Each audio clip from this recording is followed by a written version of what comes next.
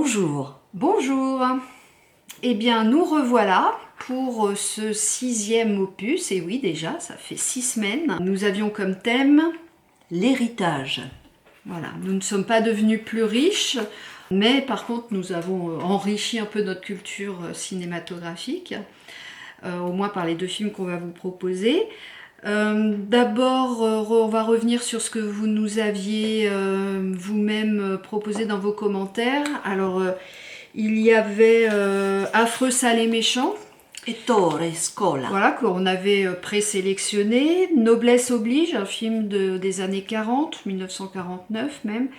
Les désastreuses aventures des orphelins Baudelaire. Mais ce n'est pas cela que nous avons regardé. Toutefois, les 2 que nous avons vus nous ont été proposés par vous aussi. Nous, on n'a rien d'autre à dire. Juste qu'on nous avait aussi proposé L'héritier de Philippe Labro Exact. avec Bébel. Mais il y a Belle Lurette qu'on l'a vu, Il y a Bébel messieurs, Lurette. dames. Eh oui. Et oui. Alors, donc, À nous toi. allons commencer par le plus vieux des 2 films qu'on vous présente.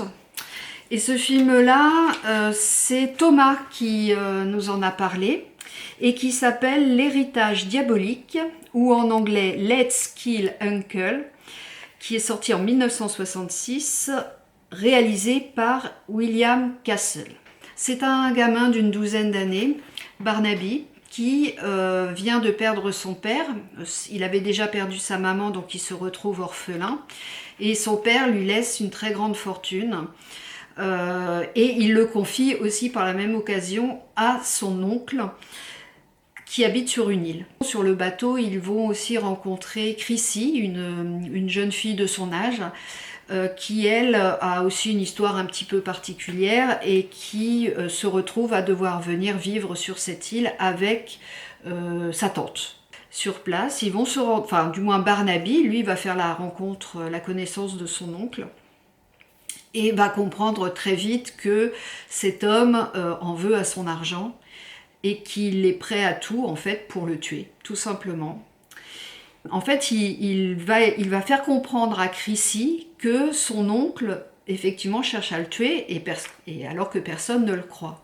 Et ce qui est intéressant, c'est le renversement de situation. C'est qu'à partir du moment où les gamins comprennent ça, eh bien, en fait, ils vont essayer eux-mêmes de tuer l'oncle avant que lui ne tue Barnaby. Tout ça se passe sur une île qui, visiblement, avait été auparavant un lieu touristique avec une vie intense et qui est carrément à l'abandon depuis, et on a l'impression qu'il n'y a plus que 2 maisons habitées, c'est-à-dire celle de la tante et celle de l'oncle. Et dès l'arrivée avec en vue l'île sur le bateau, il y a un membre de l'équipage, un vieux marin, qui explique au jeune Barnaby que en fait tout est mort sur cette île, elle est, semble-t-il, maudite en fait. Maudite.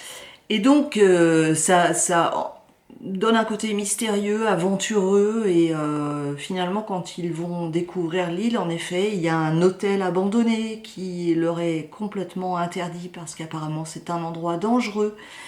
Il y a des personnages un petit peu type Cour des miracles qui vivent sur l'île, et il y a des requins au large, mais aussi un énorme requin dans la piscine de l'hôtel. Voilà pour le décor, et forcément, comme ils n'ont pas le droit d'y aller, la première chose qu'ils vont faire, les 2 gosses, c'est d'aller visiter cet hôtel abandonné. Donc ça donne un petit côté aventure, frisson, et Alors, en fait, c'est même un film d'horreur. Alors, années 60, comme on pouvait en faire toutes ces séries B qu'on pouvait voir à l'époque, l'atmosphère est quand même bien rendue pour faire peur. Enfin, évidemment, on ne peut pas comparer peut-être avec des films qui aujourd'hui nous feraient plus sursauter, mais je pense qu'un gamin qui verrait ce genre de film ramené donc dans les années 60, c'est quand même assez flippant. Et puis surtout, on ne sait jamais trop sur quel pied danser, c'est-à-dire que c'est pas une comédie, je continue à le dire, c'est un film d'horreur. Mais en même temps, la personnalité de l'oncle, parfois, le rapport qu'il a avec le gamin, ce côté un peu espiègle, un peu provocateur, Enfin, on est des fois amené quand même à sourire devant les réactions des uns et des autres. Oui, c'est un peu un personnage hurluberlu qui explique froidement à son neveu qu'il va s'en débarrasser. Et comment? Il pratique Avec l'hypnose, plusieurs, oui. il l'hypnotise, il le réveille pendant la nuit, il l'emmène vers la piscine aux requins et il l'hypnotise avec une espèce de médaille qu'il fait tourner devant lui. Et après lui ordonne d'aller marcher sur la falaise et de sauter en fait. Et tout ça, oui, avec un air un petit peu... c'est un original, l'oncle. Alors, on peut préciser peut-être que le réalisateur, William Castle, c'est un réalisateur en fait que je connaissais, mais sans le savoir, puisque effectivement, j'avais pas connaissance de ce film-là. J'avais déjà vu 2 films avec lui, enfin de lui, pardon, mais les 2 avec Vincent Price. Les 2 que j'ai vus sont de 59. Alors, il y a La Nuit de tous les mystères, qui a été aussi appelé le Manoir hanté. Et puis un qui m'a quand même assez fait frissonner, c'est Le Désosseur de cadavres. Donc merci Thomas, parce que je serais sûrement pas allée le dénicher, j'avoue que j'en avais pas connaissance, et ça a été une belle surprise, sympathique. Voilà. Et après la peur d'avoir peur est arrivée l'envie d'avoir envie. Vas-y. Un film de 1985 de Walter Hill avec Richard Pryor dans le rôle principal et le rôle de son ami qui est interprété par John Candy. Walter Hill, 2 mots, c'est surtout au départ un auteur de films d'action et apparemment il est passé par la comédie ou en tout cas ce genre de comédie plus la comédie policière puisqu'il avait fait les 2 48 heures avec Eddie Murphy et Nick Nolte. Nick Nolte. C'est aussi celui qui a fait le film Les Guerriers de la Nuit, film de gang à New York, très prisé, très culte. Alors le titre, comment claquer 1 million de dollars par jour. Donc on raconte l'histoire, un joueur de baseball un petit peu raté on va dire, qui s'appelle Brewster et qui est interprété par Richard Pryor, se voit hérité d'un vieil oncle dont finalement ils n'ont trouvé aucun héritier à part lui. Il se voit hérité d'une somme de 300 millions de dollars. Sauf que il y a un deal et un espèce de mécanisme un petit peu vicieux que l'oncle a prévu. Il doit pour cela, au départ, hériter d'une somme de 30 millions de dollars et il doit se débrouiller pour tout dépenser en 1 mois, toutefois en n'ayant aucune propriété à la fin du mois et en n'ayant plus rien.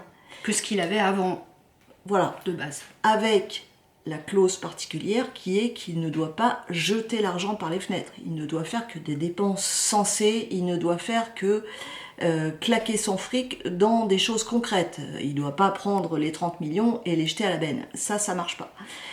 Et à partir de là, vont se dérouler les aventures de ces 30 jours avec lui et tout son entourage, et on va s'apercevoir que c'est pas évident de claquer 30 millions quand on a des amis autour de nous qui nous disent toutes les 5 minutes « mais t'es fou, il va plus rien te rester » parce que la clause en plus c'est qu'il n'a pas le droit de parler du deal à qui que ce soit, sinon c'est mort.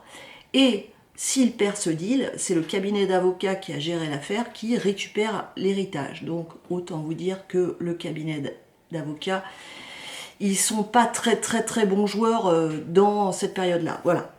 Oui, d'autant que le personnage de Brewster, en fait, il a vraiment la tête de l'emploi, tout le monde le prend pour un benet, qui va se planter complètement, parce qu'il est... Et son oncle, le premier, avait décidé que c'était un idiot et qu'il allait forcément pas réussir le défi. Et son meilleur ami, donc, qui joue au baseball avec lui, John Candy, donc... hallucine, mais en même temps ça l'étonne pas finalement parce que Brewster, voilà, c'est pas un mec qui est capable de gérer 30 millions. Donc voilà. Bon, on ne vous dira pas s'il a gagné ou pas son pari, bien sûr, mais en tout cas c'est vrai que c'est un petit film sympa. Ce film aussi c'est une adaptation d'un roman qui est sorti en 1902 Donc le titre original c'est Brewster Millions. Et en fait, cette version-là de Walter Hill, c'est au moins la 7e. Ça a été adapté dès le cinéma muet. Hein. Et voilà, donc il fallait quand même le placer. On tire au sort pour savoir ce qui nous attend.